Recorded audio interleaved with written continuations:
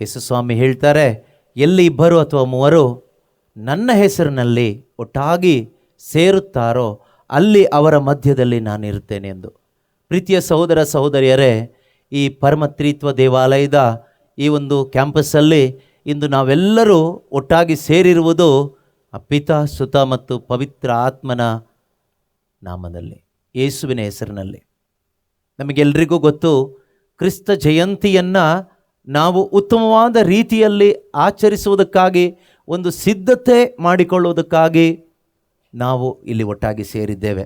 ಆದ್ದರಿಂದ ಪ್ರೀತಿಯ ಸಹೋದರ ಸಹೋದರಿಯರೇ, ನಾವು ಆಲಿಸುವಂಥ ವಾಕ್ಯಗಳು, ಪಾಪ ನಿವೇದನೆ, ಸಂಸ್ಕಾರ, ಪರಮಪ್ರಸಾದ ಆರಾಧನೆ, ಅದಾದ ನಂತರದ ಕಾರ್ಯಕ್ರಮಗಳು, ಪ್ರತಿಯೊಂದರ ಮುಖಾಂತರ ನಮ್ಮೊಬ್ಬೊಬ್ಬರ ಹೃದಯದಲ್ಲಿ ಒಂದು ಮಾನಸಾಂತರದ ಅನುಭವ ಉಂಟಾಗಬೇಕು. ನನಗೆ ಯೇಸು ಬೇಕು ಎಂಬ ಒಂದು ತವಕ ನಮ್ಮಲ್ಲಿ ಬರಬೇಕು. ನನಗೆ ಯೇಸು ಬೇಕು, ಯೇಸುವಿನಿಂದ ಆಶೀರ್ವಾದ ಅಲ್ಲ, ನನಗೆ ಯೇಸು ಬೇಕು. ನನಗೆ ಯಾರು ಬೇಕು? ನನಗೆ ಯೇಸು ಬೇಕು ಎಂಬ ಒಂದು ತವಕ, ಒಂದು ಆಸೆ, ಒಂದು ಬಯಕೆ ನಮ್ಮೊಬ್ಬೊಬ್ಬರ ಹೃದಯದಲ್ಲೂ ಬರಬೇಕು. ಸಾಧಾರಣವಾಗಿ ನಮಗೆಲ್ಲರಿಗೂ ಆಸೆ ಏನು ಅಂದರೆ, ಯೇಸು ಕ್ರಿಸ್ತನು ನಮಗೆ ಕೊಡುವಂತಹ ಆಶೀರ್ವಾದ ನಮಗೆ ಬೇಕು ಅಂತ ನಮಗೆಲ್ಲರಿಗೂ ಆಸೆ ಇದೆ, ತಪ್ಪೇನೂ ಇಲ್ಲ. ಆದರೆ ಆ ಆಶೀರ್ವಾದ ಕೆಲವೇ ದಿವಸಗಳಲ್ಲಿ ನಾಶವಾಗಿ ಹೋಗುತ್ತೆ.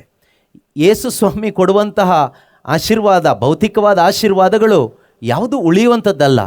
ಆದರೆ ಕೊನೆಯವರೆಗೂ ಉಳಿಯುವಂಥ ಆಶೀರ್ವಾದ ಒಂದೇ ಒಂದು, ಅದೇನು ಕೇಳಿದರೆ ಅವರೇ ಆಗಿದ್ದಾರೆ.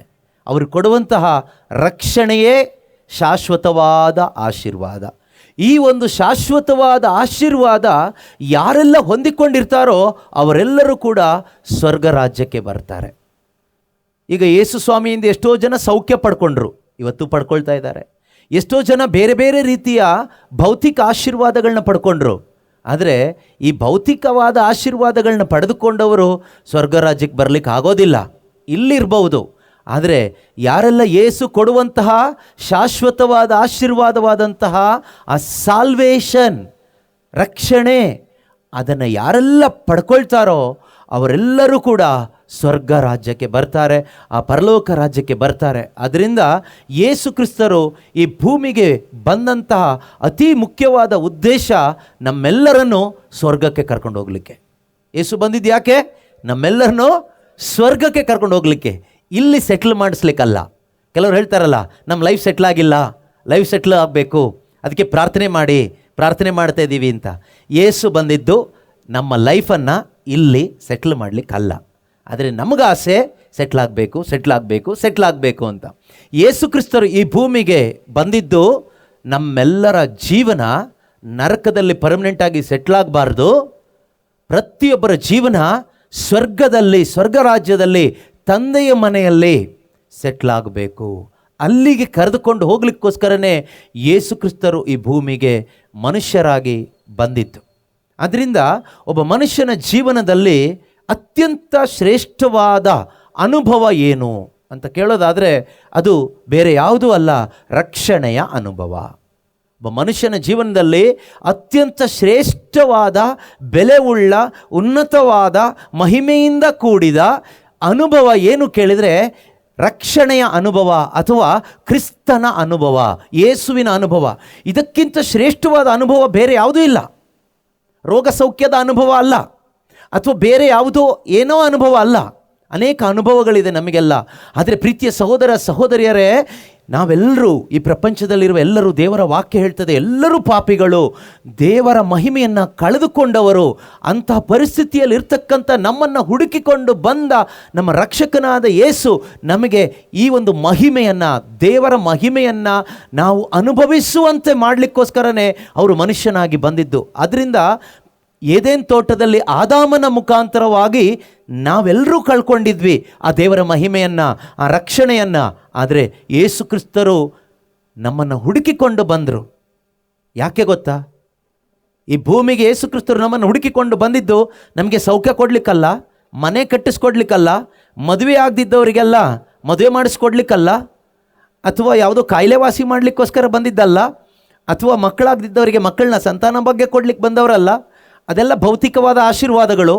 ಅದು ದೇವರು ಒಳ್ಳೆಯವರಿಗೂ ಕೊಡ್ತಾರೆ, ಕೆಟ್ಟವರಿಗೂ ಕೊಡ್ತಾರೆ, ಪ್ರಾರ್ಥಿಸುವವರಿಗೂ ಕೊಡ್ತಾರೆ, ಪ್ರಾರ್ಥಿಸದೇ ಇರುವವರಿಗೂ ಕೊಡ್ತಾರೆ, ಕ್ರೈಸ್ತರಿಗೂ ಕೊಡ್ತಾರೆ, ಅಕ್ರೈಸ್ತರಿಗೂ ಕೊಡ್ತಾರೆ.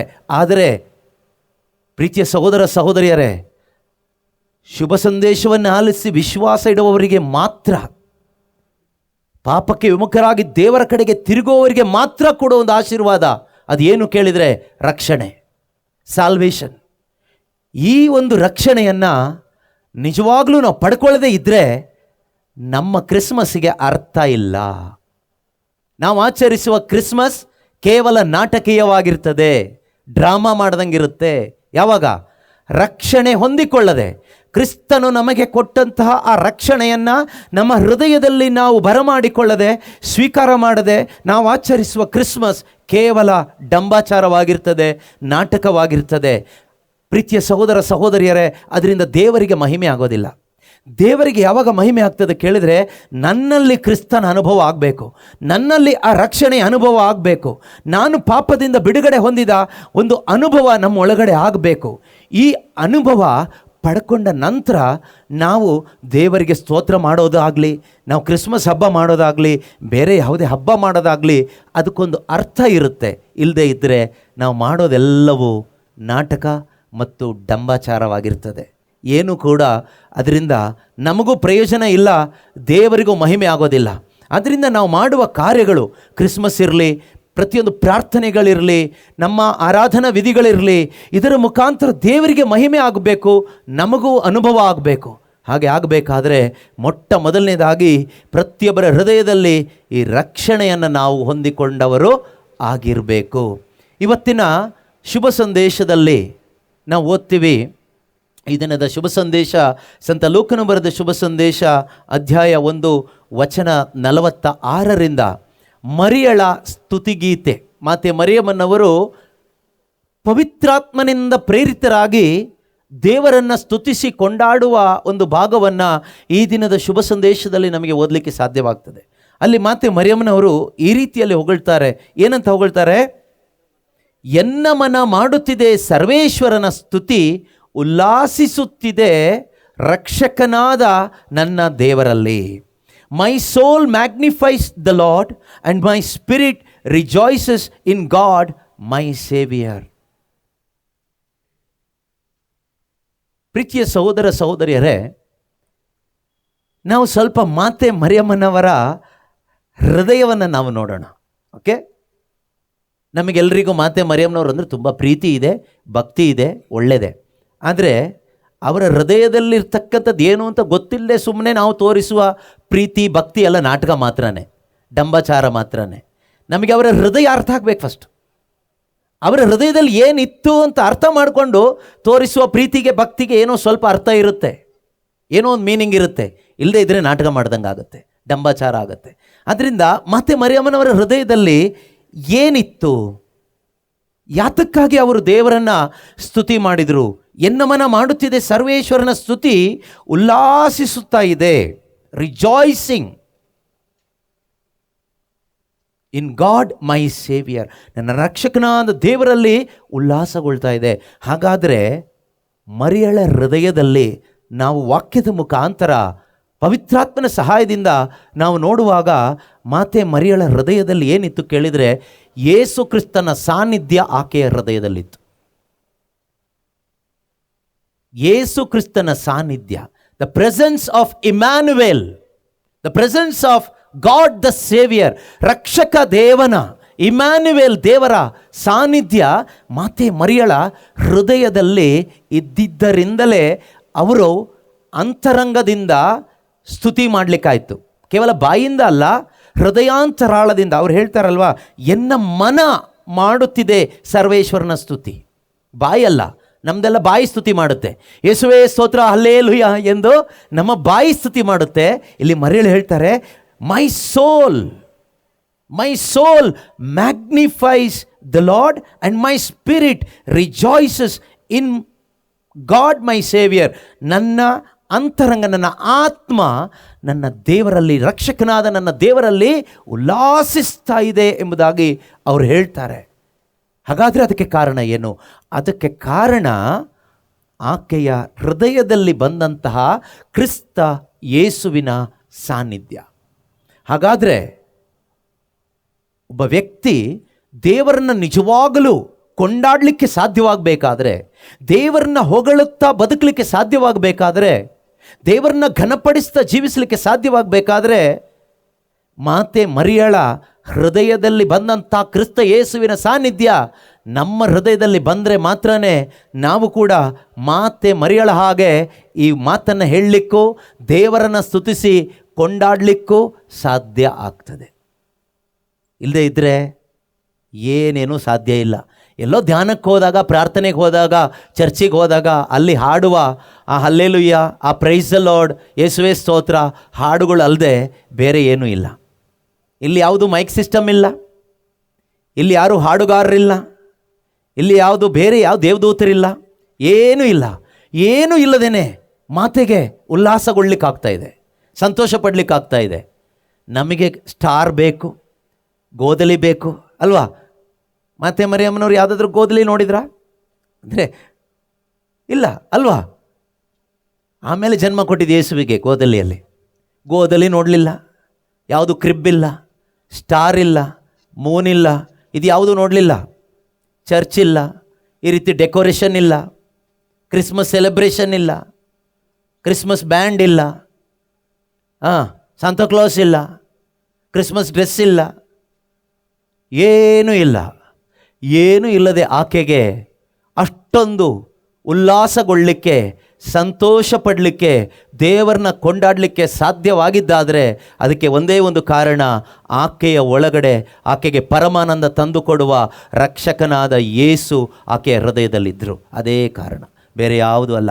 ಅದೇ ಯೇಸು ಯಾರ ಹೃದಯದ ಒಳಗಡೆ ಜೀವಿಸ್ತಾರೋ ಅವರಿಗೆ ದೇವರನ್ನ ಕೊಂಡಾಡಲಿಕ್ಕೆ ಸ್ಟಾರ್ ಬೇಕಾಗಿಲ್ಲ, ಗೋದಲಿ ಬೇಕಾಗಿಲ್ಲ, ಸೆಲೆಬ್ರೇಷನ್ ಬೇಕಾಗಿಲ್ಲ, ಕೀಬೋರ್ಡಿಸ್ಟ್ ಬೇಕಾಗಿಲ್ಲ, ಸಿಂಗರ್ಸ್ ಬೇಕಾಗಿಲ್ಲ, ಅಥವಾ ಯಾವುದೋ ಚರ್ಚ್ ಬಿಲ್ಡಿಂಗು ಬೇಕಾಗಿಲ್ಲ, ಅಥವಾ ಇನ್ನೇನು ಹೊಸ ಬಟ್ಟೆನೂ ಬೇಕಾಗಿಲ್ಲ, ಒಳ್ಳೆ ಊಟನೂ ಬೇಕಾಗಿಲ್ಲ, ಗಲ್ಗಲ ಮಾಡ್ಕೊಂಡು ತಿನ್ನೋದು ಬೇಕಾಗಿಲ್ಲ, ಇದು ಯಾವುದು ಬೇಕಾಗಿಲ್ಲ. ನಮಗಿಷ್ಟೆಲ್ಲ ಇದ್ದರೂ ತಿಂದರೂ ನಾವು ಕಂಪ್ಲೇಂಟ್ ಹೇಳೋದು ನಿಲ್ಲಿಸೋದು ಇಲ್ಲ, ಬೇಜಾರು ಜೀವನ ಹೋಗೋದು ಇಲ್ಲ, ನಮ್ಮ ಒಳಗಡೆ ಈ ಸಮಾಧಾನ ಬರ್ತಾನೂ ಇಲ್ಲ.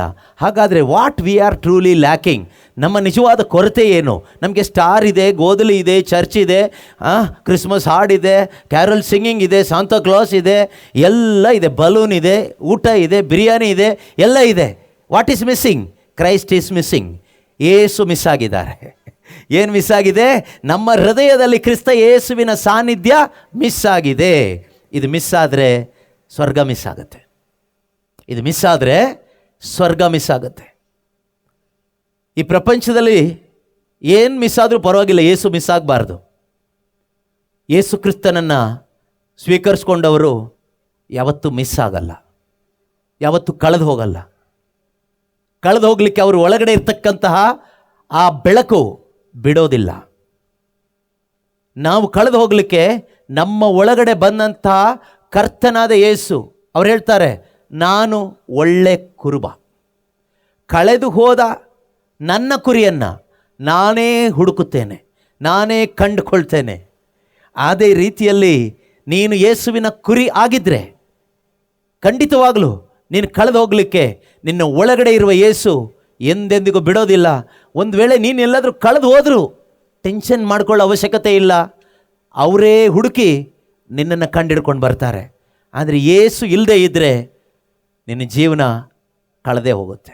ಎಷ್ಟೋ ಜನರ ಜೀವನ ಕಳೆದೇ ಹೋಗ್ಬಿಟ್ಟಿದೆ, ಪಾಪದಲ್ಲಿ, ಲೋಕದಲ್ಲಿ, ಲೋಕದ ವ್ಯಾಮೋಹಗಳಲ್ಲಿ ಕಳೆದು ಹೋಗ್ಬಿಟ್ಟಿದೆ. ಕಾರಣ ಏನು? ಕಾರಣ ಕ್ರಿಸ್ತ ಯೇಸುವಿನ ಸಾನ್ನಿಧ್ಯ, the presence of saviour Jesus Christ ಒಳಗಡೆ ಇಲ್ಲದೆ ಇರೋದ್ರಿಂದ. ಎಲ್ಲಿ? ಹೃದಯದ ಒಳಗಡೆ. ಆದ್ದರಿಂದ ಈ ಕ್ರಿಸ್ಮಸ್ ಹಬ್ಬವನ್ನು ನಾವು ಆಚರಿಸುವುದಕ್ಕಿಂತ ಮುಂಚಿತವಾಗಿ ಪ್ರೀತಿಯ ಸಹೋದರ ಸಹೋದರಿಯರೇ, ಕ್ರಿಸ್ತ ಯೇಸುವಿನ ಸಾನ್ನಿಧ್ಯ ನನ್ನ ಒಳಗಡೆ ಇದೆಯೋ ಇಲ್ಲೋ ಅಂತ ಕನ್ಫರ್ಮ್ ಮಾಡ್ಕೋಬೇಕು. ಮೊದಲು ಮನೆಯಲ್ಲಿ ಗೋದಲಿ ಕಟ್ಟಿದ್ದೀವೋ, ಸ್ಟಾರ್ ಹಾಕಿದ್ದೀವೋ, ಲೈಟ್ ಹಾಕಿದ್ದೀವೋ, ಪೇಂಟ್ ಹೊಡೆದಿದ್ದೀವೋ ಮುಖ್ಯ ಅಲ್ಲ. ಇದು ಯಾವುದು ಮುಖ್ಯ ಅಲ್ಲ, ಇದು ನಿಮಗೆ ಮುಖ್ಯ. ದೇವರಿಗೆ ಇದು ಯಾವುದು ಮುಖ್ಯ ಅಲ್ಲ. ಇದರಲ್ಲಿ ದೇವರಿಗೆ ಸಂತೋಷ ಆಗಲ್ಲ, ನಮಗೆ ಸಂತೋಷ. ನಾವು ಗೋದಲಿ ಕಟ್ಟೋದ್ರಿಂದ, ಸ್ಟಾರ್ ಹಾಕೋದ್ರಿಂದ, ಡೆಕೋರೇಷನ್ ಮಾಡೋದ್ರಿಂದ, ಅಥವಾ ಚೆನ್ನಾಗಿ ಹಾಡು ಹೇಳೋದ್ರಿಂದ, ಸಾಂತಾ ಕ್ಲಾಸ್ ಹಾಕೋದ್ರಿಂದ, ಇನ್ನೇನೇನೋ ಮಾಡೋದ್ರಿಂದ, ಕ್ಯಾರಲ್ ಸಿಂಗಿಂಗ್ ಮಾಡೋದ್ರಿಂದ ದೇವರಿಗೆ ಸಂತೋಷ ಆಗುತ್ತಾ, ನಮಗೆ ಸಂತೋಷ ಆಗುತ್ತಾ? ನಮಗೆ ಸಂತೋಷ. ನಾವು ಮಾಡ್ತಾ ಇರೋದೆಲ್ಲ ನಮ್ಮ ಸಂತೋಷಕ್ಕೇನೆ. ಯಾಕೆ ಅಂದರೆ ನಮಗೆ ನಿಜವಾದ ಸಂತೋಷ ಇಲ್ಲದೆ ಇರೋದ್ರಿಂದ. ಮಾತೆ ಮರಿಯಮ್ಮನವ್ರಿಗೆ ಇದು ಯಾವುದು ಬೇಕಾಗಿರಲಿಲ್ಲ. ಯಾಕೆ ಬೇಕಾಗಿರಲಿಲ್ಲ ಅಂದರೆ she was totally happy in the presence of god. ಆಕೆ ಸಂಪೂರ್ಣ ತೃಪ್ತಳಾಗಿದ್ದರು. ಯಾವುದರಲ್ಲಿ? ಆಕೆಯ ಹೃದಯದಲ್ಲಿ ಇದ್ದಂತಹ ಯೇಸು ಕ್ರಿಸ್ತನ ಸಾನ್ನಿಧ್ಯದಲ್ಲಿ ಆಕೆ ತೃಪ್ತಳಾಗಿದ್ಲು. ಆಕೆ ಹೇಳ್ತಾರೆ ಏನಂತ? ತನ್ನ ದಾಸಿಯ ದೀನತೆಯನ್ನು ನೆನಪಿಗೆ ತಂದುಕೊಂಡನಾತ ಏಕೆನೆ ಮಾಡಿಹ ನೆನೆಗೆ ಸರ್ವಶಕ್ತನು ಮಹತ್ಕಾರ್ಯ. ಇದೆರಡು ವಿಷಯ. ಒಂದನೇದಾಗಿ for he has looked with favour on the lowliness of his servant. ಎರಡನೇದಾಗಿ for the mighty one has done great things for me. ಒಂದು ತನ್ನ ಆ ಒಂದು ಹೀನ ಸ್ಥಿತಿಯನ್ನು, ದೀನ ಸ್ಥಿತಿಯನ್ನು ದೇವರು ನೋಡಿದರು. ಇದು ಮಾತೆ ಮರಿಯಳು ಒಂದು ಪ್ರವಾದನೆಯಾಗಿ ಹೇಳಿದ್ದು. ಓಕೆ, ಅಂದರೆ ಇಸ್ರಾಯೇಲ್, ಬೈಬಲ್ ಹೇಳುತ್ತೆ ಇಸ್ರಾಯೇಲೇ ನೀನು ಧನ್ಯ. ಯಾಕೆ ಧನ್ಯ? ಯಾಕೆ ಅಂದರೆ ರಕ್ಷಕನು ಉದಯಿಸಿದ್ದಾನೆ. ಇವತ್ತು ನಾವು ನೋಡ್ತೀವಿ ಇಸ್ರಾಯೇಲ್ ಅಂತ ಹೆಸರು ಇಡೀ ಪ್ರಪಂಚಕ್ಕೆ ಗೊತ್ತು. ಗೊತ್ತಿದೆಯಾ? ಬೆತ್ಲೆಹೇಮ್ ಇಡೀ ಪ್ರಪಂಚಕ್ಕೆ ಗೊತ್ತು. ಅಬ್ರಾಹ್ಮನ ಹೆಸರು ಗೊತ್ತು, ಮೋಶೆ ಹೆಸರು ಗೊತ್ತು, ದಾವಿದನ ಹೆಸರು ಗೊತ್ತು, ಮರಿಯಳ ಹೆಸರು ಗೊತ್ತು, ಜೋಸೆಫ್ ಹೆಸರು ಗೊತ್ತು, ಪೌಲನ ಹೆಸರು ಗೊತ್ತು. ಇಸ್ರಾಯೇಲ್ ದೇಶ ಫೇಮಸ್. ಒಂದೇ ಒಂದು ಕಾರಣ, ಅದೊಂದು ಚಿಕ್ಕ ರಾಷ್ಟ್ರ, ನಮ್ಮ ಕರ್ನಾಟಕದಷ್ಟಿದೆ ಅಷ್ಟೇ. ಆದರೆ ಇವತ್ತು ಪ್ರಪಂಚನೇ ಅದಕ್ಕೆ ಮರ್ಯಾದೆ ಕೊಡುತ್ತೆ. ಕಾರಣ ಏನು ಕೇಳಿದರೆ ರಕ್ಷಕ ಹುಟ್ಟಿದ ಜಾಗ ಅದು. ಅದಕ್ಕೋಸ್ಕರ ಅದೇ ರೀತಿಯಲ್ಲಿ ನೀನು ಎಷ್ಟೇ ಕೀಳಾಗಿರ್ಬೋದು, ಎಷ್ಟೇ ಚಿಕ್ಕವನಿರ್ಬೋದು, ಲೋಕದೃಷ್ಟಿನಲ್ಲಿ ಗಣನೆಗೆ ಬಾರದೇ ಇರುವವನಿರ್ಬೋದು, ಮೂಲೆ ಗುಂಪಾದ ವ್ಯಕ್ತಿ ಆಗಿರ್ಬೋದು, ಎಂಥ ಒಂದು ಕೊಂಪೆಯಲ್ಲಿ, ಕೊಳೆಯಲ್ಲಿ, ಕೊಚ್ಚೆಯಲ್ಲಿ ಇರ್ತಕ್ಕಂಥ ವ್ಯಕ್ತಿ ಆಗಿದ್ರೂ ಕೂಡ ದೇವರು ನಿನ್ನನ್ನು ಗುರುತಿಸಿ ನಿನ್ನೊಳಗಡೆ ಬರುವಾಗ ನೀನು ಉನ್ನತ ವ್ಯಕ್ತಿ ಆಗ್ತೀಯ. ನಿನ್ನನ್ನು ಧನ್ಯರು ಎಂದು ಹೊಗಳ್ತಾರೆ. ಅದೇ ರೀತಿಯಲ್ಲಿ ಇಸ್ರಾಯೇಲನ್ನು ಧನ್ಯರು ಎಂದು ದೇವರು ಹೊಗಳಿದರು. ಮಾತೆ ಮರಿಯಳು ಯಾರ ಕಣ್ಣಿಗೂ ಬಿದ್ದಿಲ್ಲ, ಯಾರಿಗೂ ಗೊತ್ತಿಲ್ಲ ಮಾತೆ ಮರಿಯಮ್ಮನವರು ಅಂತಕ್ಕಂಥ ಒಬ್ರು ಇದ್ದಾರೆ ಅಂತ ಒಬ್ರಿಗೂ ಗೊತ್ತಿಲ್ಲ. ಆದರೆ ಇವತ್ತು ಇಡೀ ಪ್ರಪಂಚಕ್ಕೆ ಮರಿಯಳು ಗೊತ್ತು. ಕಾರಣ ಏನು? ಮರಿಯಳಲ್ಲಿ ಹುಟ್ಟಿದ ಯೇಸು ಕ್ರಿಸ್ತರು. ನಮ್ಮ ಜೀವನ ಸ್ವರ್ಗದಲ್ಲಿ ಗುರುತಿಸಲ್ಪಡೋದು ಯಾವಾಗ ಕೇಳಿದರೆ, ನಮ್ಮ ಹೃದಯದಲ್ಲಿ ಯೇಸು ಹುಟ್ಟಿದಾಗ ನಮ್ಮ ಜೀವನ ಈ ಪ್ರಪಂಚದಲ್ಲಿ ಗುರುತಿಸಲ್ಪಡದೇ ಇರ್ಬೋದು, ಆದರೆ ಸ್ವರ್ಗದಲ್ಲಿ ಗುರುತಿಸಲ್ಪಡ್ತದೆ. ಯಾವಾಗ? ಯೇಸು ಕ್ರಿಸ್ತನು ನಮ್ಮ ಹೃದಯದಲ್ಲಿ ಜನಿಸಿದಾಗ. For the mighty one has done great things for me. ಆಕೆ ಹೇಳ್ತಾರೆ ಸರ್ವಶಕ್ತನು ನನಗೆ ಮಹತ್ತಾದ ಕಾರ್ಯವನ್ನು ಮಾಡಿದ್ದಾನೆ. ಏನಂತ ದೊಡ್ಡ ಕಾರ್ಯ ಮಾಡಿದರು? ಏನು ಕಾಣಿಸುತ್ತೆ ನಿಮಗೆ? ದೇವರು ಮಹತ್ತರವಾದ ಕಾರ್ಯವನ್ನು ಮಾಡಿದರು ಅಂತ ಆಕೆ ಹೇಳ್ತಾರೆ. ಏನು ಮಹತ್ತರವಾದ ಕಾರ್ಯ ಗೊತ್ತಾ? ಪಾಪಿಯಾದ ನನ್ನ ಜೀವಿತದಲ್ಲಿ ದೇವರು ತಮ್ಮ ಕೃಪೆಯನ್ನು ಕೊಟ್ಟು ನನ್ನನ್ನು ಧನ್ಯಳನ್ನಾಗಿ ಮಾಡಿದರು. ನಮ್ಮೊಬ್ಬೊಬ್ಬರ ಜೀವಿತದಲ್ಲಿ ಬೈಬಲ್ ಪ್ರಕಾರ ನಾವು ಪಾಪಿಗಳಾಗಿದ್ವಿ, ಆದರೆ ದೇವರು ನಮಗೆ ಕೃಪೆ ಕೊಟ್ಟು, ಆ ಕೃಪೆಯೇ ಯೇಸು, ಆ ಕೃಪೆಯೇ ಯೇಸು. ಯೇಸು ನಮ್ಮ ಜೀವಿತದಲ್ಲಿ ಬಂದಿದ್ದರಿಂದ ನಮ್ಮ ಜೀವನ ಏನಾಯಿತು? ಧನ್ಯವಾಯಿತು. ಇಲ್ಲಿ ಮಾತೆ ಮರಿ ಹೇಳ್ತಾರೆ, ಧನ್ಯಳೆಂದು ಹೊಗಳುವರು ಎನ್ನನ್ನು ಇಂದಿನಿಂದ ಸರ್ವಜನಾಂಗ. ಯಾಕೆ ಮಾತೆ ಮರಿಯಳನ್ನು ಧನ್ಯರು ಎಂದು ಸರ್ವಜನಾಂಗ ಹೊಗಳುತ್ತೆ? ಯಾವ ಕಾರಣಕ್ಕೋಸ್ಕರ? ಅಥವಾ ಇಸ್ರಾಯೇಲನ್ನು ಧನ್ಯ ಎಂದು ಅನೇಕರು, ಪ್ರಪಂಚನೇ ಹೊಗಳುತ್ತೆ. ಕಾರಣ ಏನು? ಯಾವ ಕಾರಣಕ್ಕೋಸ್ಕರ? ಒಂದೇ ಒಂದು ಕಾರಣಕ್ಕೋಸ್ಕರ, ಯೇಸು ಜನಿಸಿದ ಸ್ಥಳ. ಯೇಸು ಜನಿಸಲಿಕ್ಕೋಸ್ಕರ ದೇವರು ನರನಾಗಿ, ಮನುಷ್ಯನಾಗಿ ಹುಟ್ಟಲಿಕ್ಕೆ ಕೊಟ್ಟಂಥ ಒಂದು ಉದರ, ಮಾತೆಯ ಉದರ. ಆ ಕಾರಣಕ್ಕೋಸ್ಕರ, ಯೇಸುವನ್ನು ಬರಮಾಡಿಕೊಂಡಿದ್ದಕ್ಕೋಸ್ಕರ ಆಕೆ ಧನ್ಯರಾಗಿದ್ದು. ಹಾಗಾದರೆ ಪ್ರೀತಿಯ ಸಹೋದರ ಸಹೋದರಿಯರೇ, ಯಾರೆಲ್ಲ ಯೇಸು ಕ್ರಿಸ್ತನನ್ನು ಬರಮಾಡಿಕೊಂಡಿದ್ದಾರೋ ತಮ್ಮ ಹೃದಯಗಳಿಗೆ, ಅವರೆಲ್ಲರೂ ಕೂಡ ದೇವರ ದೃಷ್ಟಿಯಲ್ಲಿ ಧನ್ಯರು. ಕ್ರಿಶ್ಚಿಯನ್ಸ್ ಎಲ್ಲರೂ ಧನ್ಯರು ಅಂತ ಹೇಳೋದಿಲ್ಲ, ಜನ ಹೇಳ್ಬೋದು. ಆದರೆ ದೇವರ ದೃಷ್ಟಿಯಲ್ಲಿ ಧನ್ಯರಾಗೋದು ಯಾವಾಗ ಗೊತ್ತಾ? ಯಾರು ನಿಜವಾಗ್ಲೂ ದೇವರು ಕಳುಹಿಸಿ ಕೊಟ್ಟಂಥ ಆ ರಕ್ಷಕನನ್ನು ಯಾರು ತಮ್ಮ ಹೃದಯದಲ್ಲಿ ಬರಮಾಡಿಕೊಂಡಿದ್ದಾರೋ ಅವರೆಲ್ಲರೂ ಕೂಡ ಭೂಮಿಯಲ್ಲೂ ಧನ್ಯರೇ, ಸ್ವರ್ಗದಲ್ಲೂ ಧನ್ಯರೇ, ಎಲ್ಲೆಲ್ಲೂ ಧನ್ಯರೇ. ಮಾತೆ ಮರಿಯಳು ಭೂಮಿಯಲ್ಲೂ ಧನ್ಯರೇ, ಸ್ವರ್ಗದಲ್ಲೂ ಧನ್ಯರೇ, ಎಲ್ಲೆಲ್ಲೂ ಧನ್ಯರೇ. ಕಾರಣ ಏನು? ಯೇಸು ಜನ್ಮ ಕೊಟ್ಟಿದ್ರಿಂದ ಅಲ್ಲ, ಯೇಸು ಅವರಲ್ಲಿ ಹುಟ್ಟಿದ್ರಿಂದ. ಅರ್ಥ ಆಗ್ತಿದೆಯಾ ನಿಮಗೆ? ಮತ್ತೆ ಮರಿಯಮ್ಮನವ್ರು ಶ್ರೇಷ್ಠರು ಯಾಕೆ? ಯೇಸು ಅವ್ರ ಒಳಗಡೆ ಹುಟ್ಟಿದ್ರಿಂದ, ದೇವರು ಅವರನ್ನು ಆರಿಸಿಕೊಂಡಿದ್ದರಿಂದ, ದೇವರು ಅವರ ಕೃಪೆಯಿಂದ ಅವರನ್ನು ತುಂಬಿಸಿ ಅವರನ್ನು ರಕ್ಷಕನಿಗೆ ತಾಯಿಯನ್ನಾಗಿ ಆರಿಸಿಕೊಂಡಿದ್ದರಿಂದ, ಮತ್ತು ದೇವರು ಕಳಿಸಿಕೊಟ್ಟ ಆ ರಕ್ಷಕನನ್ನು ದೀನತೆಯಿಂದ ಬರಮಾಡಿಕೊಂಡಿದ್ದರಿಂದ ಆಕೆ ಭೂಮಿಯಲ್ಲೂ ಸ್ವರ್ಗದಲ್ಲೂ ಧನ್ಯರಾದರು. ಅದೇ ರೀತಿಯಲ್ಲಿ ಪ್ರೀತಿಯ ಸಹೋದರ ಸಹೋದರಿಯರೇ, ನಮ್ಮ ಜೀವಿತದಲ್ಲೂ ಕೂಡ ದೇವರು ಕಳಿಸಿಕೊಟ್ಟ ಆ ರಕ್ಷಣೆಯನ್ನು ಯಾರೆಲ್ಲ ಬರಮಾಡಿಕೊಳ್ತಾರೋ, ಸ್ವೀಕರಿಸ್ತಾರೋ, ಅವರ ಒಳಗಡೆ ಕ್ರಿಸ್ತ ಯೇಸುವಿನ ಸಾನ್ನಿಧ್ಯ ಬರುತ್ತೆ. ಅವರು ಪರಮಾನಂದ ಭರಿತರಾಗ್ತಾರೆ. ಅವರ ಸಂತೋಷಕ್ಕೆ ಕಾರಣ ಸ್ಟಾರ್ಗಳು ಬೇಕಾಗಿಲ್ಲ, ಅವರಿಗೆ ಕ್ರಿಬ್ಗಳು ಬೇಕಾಗಿಲ್ಲ, ಹೊಸ ಬಟ್ಟೆ ಬೇಕಾಗಿಲ್ಲ, ಸ್ಯಾಂಟಾ ಕ್ಲಾಸ್ ಬೇಕಾಗಿಲ್ಲ, ಅಥವಾ ಯಾವುದೋ ಸೆಲೆಬ್ರೇಷನ್ಸ್ ಬೇಕಾಗಿಲ್ಲ, ಬಿರಿಯಾನಿ ಬೇಕಾಗಿಲ್ಲ, ಹೊಸ ಬಟ್ಟೆ ಬೇಕಾಗಿಲ್ಲ. ಅವರ ಒಳಗಡೆ ಇರ್ತಕ್ಕಂಥ ಕ್ರಿಸ್ತ ಯೇಸುವಿನ ಸಾನ್ನಿಧ್ಯ is more than sufficient for there Joy. ಅವರ ಆನಂದಕ್ಕೆ ಅವರ ಅಂತರಂಗದಲ್ಲಿ ಬಂದಿರತಕ್ಕಂಥ ಕ್ರಿಸ್ತ ಯೇಸುವಿನ ಸಾನ್ನಿಧ್ಯನೇ ಸಾಕು. ದಾವಿದ ಹೇಳ್ತಾನೆ, ಕೀರ್ತನೆ 16 ವಾಕ್ಯ 11ರಲ್ಲಿ ಏನಂತ ಹೇಳ್ತಾನಂದ್ರೆ, there is fullness of joy in your presence. ನಿನ್ನ ಸಾನ್ನಿಧ್ಯ ನನಗೆ ಪರಮಾನಂದವನ್ನು ತಂದು ಕೊಡ್ತದೆ. ನಿನ್ನ ಸಾನ್ನಿಧ್ಯ ದೇವರೇ, ನಿನ್ನ ಸಾನ್ನಿಧ್ಯ ನನಗೆ ಪರಮಾನಂದವನ್ನು ತಂದು ಕೊಡ್ತದೆ. ಮತ್ತೆ ಮರಿಯಮ್ಮನವರ ಹೃದಯದಲ್ಲಿ ಈ ಪರಮಾನಂದ ಅನುಭವಿಸಿ ಅವರು ಈ ಮಾತನ್ನು ಹೇಳಿದ್ದು ಯಾವುದು? ಎನ್ನ ಮನ ಮಾಡುತ್ತಿದೆ ಸರ್ವೇಶ್ವರನ ಸ್ತುತಿ, ಉಲ್ಲಾಸಿಸುತ್ತಿದೆ ಮುಕ್ತಿದಾತ ದೇವನಲ್ಲಿ. ಎಷ್ಟು ಸುಂದರವಾದ ಮಾತುಗಳು ಪ್ರೀತಿಯ ಸಹೋದರ ಸಹೋದರಿಯರೇ. ನಾವು ಮಾತೆ ಮರಿಯಮ್ಮನವರಿಗೆ ಬೇರೆ ಬೇರೆ ರೀತಿಯಲ್ಲಿ ನಮ್ಮ ಭಕ್ತಿಯನ್ನು, ನಮ್ಮ ಪ್ರೀತಿಯನ್ನು ತೋರಿಸ್ತೀವಿ. ಆದರೆ ಯಾವತ್ತಾದರೂ ಆಸೆ ಪಟ್ಟಿದ್ದೀವ, ನಾನು ಮಾತೆಯ ಹಾಗೆ ಉಲ್ಲಾಸ ಪಡಬೇಕು? ಸ್ಟಾರ್ ಕಟ್ಕೊಂಡಲ್ಲ, ಕ್ರಿಬ್ ಮಾಡಿಕೊಂಡಲ್ಲ, ಬೇರೆ ಬೇರೆ ರೀತಿಯಲ್ಲೇ ಅಲ್ಲ, ಕ್ರಿಸ್ತನಲ್ಲೇ. ಅವರು ಯಾವ ರೀತಿ ಕ್ರಿಸ್ತನನ್ನು ಹೃದಯದಲ್ಲಿ ಸ್ವೀಕಾರ ಮಾಡಿ ಹೃದಯದಿಂದ ಆ ಸಂತೋಷವನ್ನು ವ್ಯಕ್ತಪಡಿಸಿ ದೇವರನ್ನ ಕೊಂಡಾಡಿದ್ರು, ಅದೇ ರೀತಿಯಲ್ಲಿ ನಾನು ಕೂಡ ನನ್ನ ಜೀವಿತದಲ್ಲಿ ಅದೇ ಯೇಸುವನ್ನು ಇವತ್ತು ಸ್ವೀಕಾರ ಮಾಡಲಿಕ್ಕಾಗುತ್ತಾ? ಖಂಡಿತವಾಗಲೂ ಆಗುತ್ತೆ. ಹೇಗೆ? ಮಾತೆ ಮರಿಯಳು ಹೇಗೆ ಯೇಸುವನ್ನು ಸ್ವೀಕಾರ ಮಾಡಿದರು? ಒಂದು 2-3 ನಿಮಿಷದಲ್ಲಿ ಹೇಳಿ ಮುಗಿಸ್ಬಿಡ್ತೀನಿ ಯಾವ ರೀತಿಯಲ್ಲಿ ಸ್ವೀಕಾರ ಮಾಡಿದರು ಅಂತ. ಮೊಟ್ಟ ಮೊದಲನೇದಾಗಿ ಮಾತೆ ಮರಿಯಳಿಗೆ ದೇವರ ಸಂದೇಶ ಸಿಕ್ತು. ಏನು ಸಿಕ್ತು? ದೇವರ ಸಂದೇಶ ಸಿಕ್ತು. ಅವರೇನು ಮಾಡಿದರು ಗೊತ್ತಾ?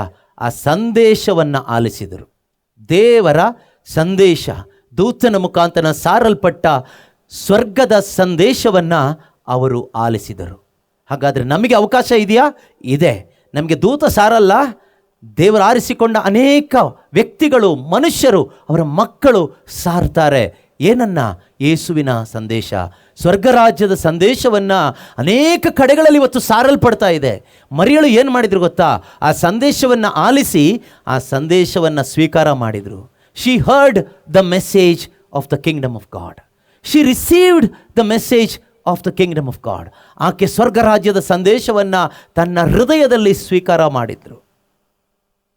ಮೂರನೇದಾಗಿ, she surrendered herself to the message of the kingdom of God.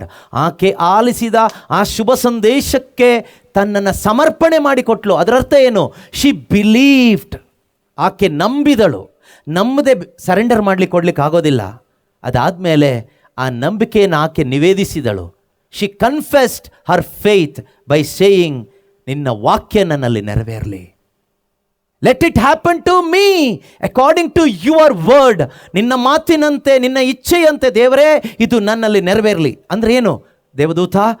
ದೇವರೇ, ದೂತನ ಮುಖಾಂತರ ನೀನು ನುಡಿದ ಈ ಸಂದೇಶ ನನ್ನ ಜೀವನದಲ್ಲಿ ನೆರವೇರಲಿ ಎಂದು ದೇವರ ಸಂದೇಶವನ್ನು ಆಲಿಸಿ ಆ ಸಂದೇಶಕ್ಕೆ ಹೃದಯವನ್ನು ಕೊಟ್ಟು ಆ ಸಂದೇಶದಲ್ಲಿ ನಂಬಿಕೆ ಇಟ್ಟು ಆ ಸಂದೇಶಕ್ಕೆ ಒಪ್ಪಿಸಿಕೊಟ್ಟಾಗ ಏನು ಅದ್ಭುತ ಆಯಿತು ಗೊತ್ತಾ? ಪವಿತ್ರಾತ್ಮರು ಆಕೆಯ ಉದರದಲ್ಲಿ ವಾಕ್ಯ ಮಾಂಸವಾಗುವಂತೆ ಮಾಡಿದರು. ಪವಿತ್ರಾತ್ಮನ ಕಾರ್ಯ ಇದು. ಅದೇ ಪರಿಶುದ್ಧಾತ್ಮರು ಇವತ್ತಿದ್ದಾರೆ. ಅದೇ ಶುಭ ಸಂದೇಶ ಇವತ್ತಿದೆ. ಆದ್ದರಿಂದ ಪ್ರೀತಿಯ ಸಹೋದರ ಸಹೋದರಿಯರೇ, ಕ್ರೈಸ್ತರಾದ ನಮ್ಮೊಬ್ಬೊಬ್ಬರ ಕೆಲಸ ಏನು ಗೊತ್ತಾ? ಈ ಭೂಲೋಕಕ್ಕೆ ದೇವದೂತರ ಥರ ಕೆಲಸ ಮಾಡಬೇಕು ನಾವು. ಏಂಜಲ್ಸ್ ಥರ ಕೆಲಸ ಮಾಡಬೇಕು. ಅಂದು ಮಾತೆ ಮರಿಯಳಿಗೆ ದೇವರ ದೂತನನ್ನು ಕಳಿಸಿಕೊಟ್ರು. ಇಂದು ದೇವರು ಆರಿಸಿಕೊಂಡ ದೇವದೂತನ ಹೆಸರೇನು ಗೊತ್ತಾ? ದೇವರು ಶುಭ ಸಂದೇಶಕ್ಕಾಗಿ ಆರಿಸಿಕೊಂಡ ದೇವದೂತನ ಹೆಸರು. Do you know what is the name of the angel God has appointed to spread the good news? Church, ecclesia, ಸಭೆ, ಚರ್ಚ್. ಈಗ ಮೈಲಸಂದ್ರದಲ್ಲಿ ಶುಭ ಸಂದೇಶಕ್ಕೆ ಆರಿಸಿಕೊಂಡ ಚರ್ಚ್ಗೆ ಹೆಸರೇನು ಕೇಳಿದರೆ ಪರಮತ್ರಿತ್ವರ ದೇವಾಲಯ. ಹಾಗಾದರೆ ನಮ್ಮ ಕೆಲಸ ಏನು? ನಾವು ಸಭೆಯಾಗಿ, ಒಂದು ಕುಟುಂಬವಾಗಿ ನಾವೆಲ್ಲರೂ ಮಾಡಬೇಕಾಗಿದ್ದು ನಮ್ಮ ಜೀವನದ ಮುಖಾಂತರವಾಗಿಯೂ ನಮ್ಮ ಬೋಧನೆಯ ಮುಖಾಂತರವಾಗಿಯೂ ಪ್ರೀತಿಯ ಸಹೋದರ ಸಹೋದರಿಯರೇ, ನಾವು ಈ ಸ್ವರ್ಗ ರಾಜ್ಯದ ಸಂದೇಶವನ್ನು ಸಾರಬೇಕು. ಅದಲ್ಲದೆ ಇದ್ದರೆ ನಮ್ಮ ಕೆಲಸ ಏನು? ಬೇರೆ ಕ್ರಿಸ್ಮಸ್ ಮಾಡೋದು ಮಾತ್ರ ಆದರೆ ಅದು ಪ್ರಯೋಜನ ಇಲ್ಲ ಪ್ರಿಯರೇ. ಕೇವಲ ಹಬ್ಬಗಳು ಆಚರಣೆಗಳು ಮಾತ್ರ ಅಲ್ಲ, ದೇವದೂತನಾಗಿ ಕೆಲಸ ಮಾಡಬೇಕು. We are the angels of God. Church is the angel. Church is the angel. ನಿಮಗೆ ಗೊತ್ತಾ, ಪ್ರಕಟಣಾ ಪುಸ್ತಕದಲ್ಲಿ ಯೇಸು ಕ್ರಿಸ್ತರು ಸಭೆಯ ದೂತನಿಗೆ, ಏಂಜಲ್ ಆಫ್ ದ ಚರ್ಚ್ ಅಂತ ಹೇಳ್ತಾರೆ, 7 ಸಭೆಯ ದೂತರಿಗೆ send this message to the angels of the 7 churches. 7 ಸಭೆಯ ದೂತರಿಗೆ ಈ ಸಂದೇಶವನ್ನು ಕೊಡು ಅಂತ ಹೇಳ್ತಾರೆ. ಅಂದರೆ ಸಭಾ ಪಾಲಕರು, ಆ ಸಭೆಯ, ಈಗ ನಾವು ಹೇಳುವಾಗೆ ಧರ್ಮ ಕೇಂದ್ರದ ಗುರುಗಳು ಅಥವಾ ಪಾಸ್ಟರ್ ಹೂ ಇಸ್ ಪಾಸ್ಟರಿಂಗ್, ಅಥವಾ ಯಾರು ಆ ಸಭೆಯ ಪಾಲನೆ ಮಾಡ್ತಾ ಇದ್ದಾರೋ, ಸಭಾ ಹಿರಿಯರಿದ್ರೋ ಆ ಸಭೆಯ ಹಿರಿಯರಿಗೆ ಈ ಸಂದೇಶವನ್ನು ಕೊಡು ಅಂತ. ಹಾಗಾದರೆ ಪ್ರೀತಿಯ ಸಹೋದರ ಸಹೋದರಿಯರೇ, ದೇವರು ಒಂದು ಸಭೆಯನ್ನು, ಸಭಾ ಪಾಲಕರನ್ನು ನೋಡೋದು ದೇವರ ದೂತನಾಗಿ, ಸಂದೇಶವನ್ನು ಹೊತ್ತು ಹೋಗುವವನಾಗಿ. ಹಾಗಾದರೆ ನಮ್ಮ ಕೆಲಸ ಏನು ಗೊತ್ತಾ? ಹಬ್ಬ ಮಾಡಿ, ಕೇಕ್ ತಿಂದು, ಬಿರಿಯಾನಿ ಮಾಡಿಕೊಂಡು ನಾವೇ ಗಿಫ್ಟ್ಗಳು ಹಂಚ್ಕೊಳ್ಳೋದಲ್ಲ. The best gift you can give to this world is not the cake or something, but the gospel of the kingdom of God. ನಿಜವಾದ ಒಂದು ಗಿಫ್ಟ್ ನಾವು ಕೊಡೋದಾದರೆ ಅಳಿದು ಹೋಗದೇ ಇರತಕ್ಕಂಥ ದೇವರ ವಾಕ್ಯ ಎಂಬ ಆ ಶುಭ ಸಂದೇಶ. ಏನು ಶುಭ ಸಂದೇಶ ಗೊತ್ತಾ? ಮಾನವರೆಲ್ಲರೂ ಪಾಪಿಗಳು, ಆದರೆ ಪಾಪಿಗಳನ್ನ ದೇವರು ಪ್ರೀತಿ ಮಾಡಿದರು, ತನ್ನ ಒಬ್ಬನೇ ಮಗನನ್ನು ಬರಿ ಕೊಟ್ಟರು. ಆತನು ಎಲ್ಲ ಜನರ ಬದಲಿಗೆ ಶಿಲುಬೆ ಮೇಲೆ ಪರಿಹಾರ ಬಲಿಯಾದ, ಯಜ್ಞ ಬಲಿಯಾದ. ಆತನ ರಕ್ತದಿಂದ ಎಲ್ಲ ಮಾನವರ ಪಾಪಗಳು ತೊಳೆಯಲ್ಪಟ್ಟಿತು. ದೇವರು ಯೇಸು ಕ್ರಿಸ್ತನಲ್ಲಿ ನಿಮ್ಮ ಪಾಪವನ್ನು ಕ್ಷಮಿಸಿದ್ದಾರೆ, ನಿಮ್ಮನ್ನು ತಮ್ಮೊಡನೆ ಸಂಧಾನ ಮಾಡಿಕೊಂಡಿದ್ದಾರೆ. ನೀವಿದನ್ನು ನಂಬಿ ಪಾಪಕ್ಕೆ ವಿಮುಖರಾಗಿ ಯೇಸು ರಕ್ಷಕ ಎಂದು ಒಪ್ಪಿಕೊಳ್ಳೋದಾದರೆ ಖಂಡಿತವಾಗಲೂ ಪವಿತ್ರಾತ್ಮ ನಿಮ್ಮ ಹೃದಯಕ್ಕೆ ಬರ್ತಾರೆ. ನೀವು ದೇವರ ಆಲಯವಾಗ್ತೀರಿ, ದೇವರ ಮಕ್ಕಳಾಗ್ತೀರಿ, ಸ್ವರ್ಗ ಸಾಮ್ರಾಜ್ಯದ ಪ್ರಜೆ ಆಗ್ತೀರಿ. ಆಗ ನಿಮ್ಮಲ್ಲಿ ಕ್ರಿಸ್ತನ ಜನನ ಉಂಟಾಗ್ತದೆ. ಮಾತೆ ಮರಿಯಳ ಹಾಗೆ ನಿಮಗೆ ಹೇಳಲಿಕ್ಕಾಗ್ತದೆ, ಎನ್ನ ಮನ ಮಾಡುತ್ತಿದೆ ಸರ್ವೇಶ್ವರನ ಸ್ತುತಿ ಎಂದು ದೇವರನ್ನು ಕೊಂಡಾಡಲಿಕ್ಕಾಗ್ತದೆ. ಅದರಿಂದ ಈ ಒಂದು ಆರಾಧನೆಯಲ್ಲಿ ನಾವೆಲ್ಲರೂ ಕೂಡ ಪವಿತ್ರಾತ್ಮನ ಸಹಾಯವನ್ನು ಕೇಳಿ ಪ್ರಾರ್ಥನೆ ಮಾಡೋಣ. ಪ್ರೀತಿಯ ಸಹೋದರ ಸಹೋದರಿಯರೇ, ಆ ಒಂದು ಪರಮಾನಂದ ನಾವೊಬ್ಬೊಬ್ಬರು ಅನುಭವಿಸ್ಕೊಂಡೇ ಹೋಗಬೇಕು. ಪ್ರೀತಿಯ ಸಹೋದರ ಸಹೋದರಿಯರೇ, ಯೇಸು ಒಂದು ಇತಿಹಾಸ ಅಲ್ಲ. ಇತಿಹಾಸ ಅಂದರೆ ಏನು? ಹಿಂದೆ ಇದ್ದು ಹೋದ ಘಟನೆ. Jesus Christ is not a history. Jesus Christ is now and for ever. ಯೇಸು ಕ್ರಿಸ್ತರು ನಿನ್ನೆ ಇದ್ದ ಹಾಗೆ ಈಗಲೂ ಯಾವಾಗಲೂ ಇದ್ದಾರೆ. ಯೇಸು ಕ್ರಿಸ್ತರು ನಿನ್ನೆ ಇದ್ದ ಹಾಗೆ ಈಗಲೂ ಇದ್ದಾರೆ, ನಾಳೆನೂ ಇದ್ದಾರೆ, ಎಂದೆಂದಿಗೂ ಇದ್ದಾರೆ. ಯಾಕೆ ಅಂದರೆ ಹಿ ಈಸ್ ಗಾಡ್. ಅವರು ದೇವರು. ಆದರೆ ಮನುಷ್ಯನಾಗಿ ಅವರು ಅವತರಿಸಿದಾಗ ಕೆಲವು ವರ್ಷಗಳು ಮಾತ್ರ ಈ ಭೂಮಿಯಲ್ಲಿ ನಡೆದಾಡಿದರು, ನನ್ನ ಹಾಗೆ ನಿಮ್ಮ ಹಾಗೆ. ಅದಕ್ಕೊಂದು ಉದ್ದೇಶ ಇತ್ತು. ಆದರೆ ಇಂದು ಯೇಸು ಜೀವಿಸ್ತಾ ಇದ್ದಾರೆ ಅನೇಕ ರೀತಿಯಲ್ಲಿ. ನಾವು ವಿಶ್ವಾಸ ಇಡ್ತೀವಿ, ಯೇಸು 2-3 ಸೇರುವಾಗ ಅವರ ಮಧ್ಯದಲ್ಲಿರ್ತಾರೆ. ನಾವು ಒಬ್ಬರನ್ನೊಬ್ಬರು ಪ್ರೀತಿಸುವಾಗ ದೇವರು ನಮ್ಮ ಮಧ್ಯದಲ್ಲಿರ್ತಾರೆ. ನಾವು ಒಬ್ಬರನ್ನೊಬ್ಬರು ಕ್ಷಮಿಸುವಾಗ ದೇವರು ನಮ್ಮ ಜೊತೆಯಲ್ಲಿರ್ತಾರೆ. ಅದೇ ರೀತಿಯಲ್ಲೇ ಆಶೀರ್ವದಿಸಲ್ಪಟ್ಟ ಆ ಪರಮ ಪ್ರಸಾದದಲ್ಲೂ ಕೂಡ ಯೇಸು ಕ್ರಿಸ್ತನ ಸಾನ್ನಿಧ್ಯ ಇದೆ. ಪ್ರೀತಿಯ ಸಹೋದರ ಸಹೋದರಿಯರೇ, ಮಾತ್ರವಲ್ಲ, ಪಿತನ ಸುತನ ಪವಿತ್ರಾತ್ಮನ ನಾಮದಲ್ಲಿ ಸ್ನಾನ ದೀಕ್ಷೆಯನ್ನು ವಿಶ್ವಾಸದಿಂದ ಯಾರೆಲ್ಲ ಸ್ವೀಕಾರ ಮಾಡಿದಿರೋ ಪ್ರತಿಯೊಂದು ವಿಶ್ವಾಸಿಯ ಹೃದಯದಲ್ಲೂ ಕೂಡ ಇದೆ. ಆದರೆ ನಮಗೆ ಅರಿವಿಲ್ಲದೆ ನಾವು ಬದುಕ್ತಾ ಇದ್ದೀವಿ ಅಷ್ಟೇ. ನಾವು ಯಾರು ಎಂಬ ಅರಿವು ನಮಗಾಗಬೇಕು. ಈ ಆರಾಧನೆಯಲ್ಲಿ ನಾನು ಯಾರು? ನಾನು ದೇವರ ಮಗ, ನಾನು ದೇವರ ಆಲಯ, ನಾನು ದೇವರ ದೂತ. ದೂತ ಅಂದರೆ ಆ ರೀತಿಯಲ್ಲ, ದೇವರ ಸಂದೇಶವನ್ನು ಸಾರಲಿಕ್ಕಾಗಿ ಆಯ್ಕೆಯಾದ ಒಂದು ದೂತ. ನಮ್ಮ ಆಯ್ಕೆ ಯಾವಾಗ ಆಯಿತು? ಈ ಭೂಮಿಯಲ್ಲಿ ದೇವರು ನಮ್ಮನ್ನು ಯಾವಾಗ ಆಯ್ಕೆ ಮಾಡಿದರು? ದೀಕ್ಷಾ ಸ್ನಾನದ ಮುಖಾಂತರವಾಗಿ. ಯಾತಕ್ಕಾಗಿ ಆಯ್ಕೆ ಮಾಡಿದರು? ಈ ಸಂದೇಶವನ್ನು ಸಾರಲಿಕ್ಕಾಗಿ. ಅದರಿಂದ ಈ ಕ್ರಿಸ್ತ ಜಯಂತಿ ಆಚರಣೆ ಮಾಡುವಾಗ ಈ ಒಂದು ಆರಾಧನೆಯ ವೇಳೆಯಲ್ಲಿ ಆ ಒಂದು ಅಭಿಷೇಕಕ್ಕಾಗಿ, ಆ ಒಂದು ಶಕ್ತಿಗಾಗಿ ನಾವು ನಿಜವಾಗಲೂ ಹೃದಯ ತೆರೆದು ವಿಶ್ವಾಸದಿಂದ ಕೇಳೋಣ. ಹೃದಯ ನೋಡುವಂಥ ದೇವರು ಖಂಡಿತವಾಗಲೂ ನಮ್ಮನ್ನು ನಿರಾಶೆ ಪಡಿಸೋದಿಲ್ಲ. ಅಂತರಂಗವನ್ನು ನೋಡುವಂಥ ದೇವರು ಅದಕ್ಕೆ ಪ್ರತಿಫಲವನ್ನು ಕೊಡ್ತಾರೆ ಎಂಬುದಾಗಿ ಯೇಸು ಸ್ವಾಮಿ ಹೇಳ್ತಾರೆ.